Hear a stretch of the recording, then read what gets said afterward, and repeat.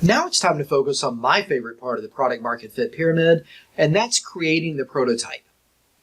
As an engineer at heart, I like building the thing. I like building the right thing. I like making a profit by doing it, so I want to understand all the business elements. But now we're to the point that we've got a good feature set that we've identified, and it's time to put that to work. It's time to work at the very peak of that pyramid and build a great user experience with that prototype.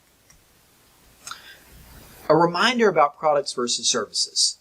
For us, product market fit applies to products as well as services.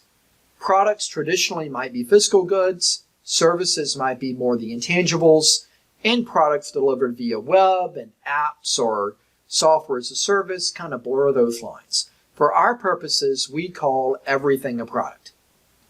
Software as a service, product. App with a service element, product. Simply a service, we're going to call a product.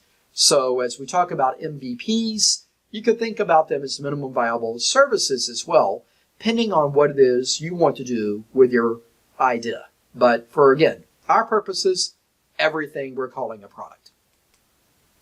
For software, the product is code. Code runs on servers that customers never see, and customers are able to do something with that code that then entails value.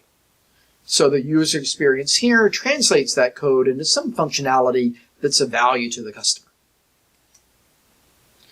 Building that prototype lets you test the hypothesis, be it a physical product, a software, or a service.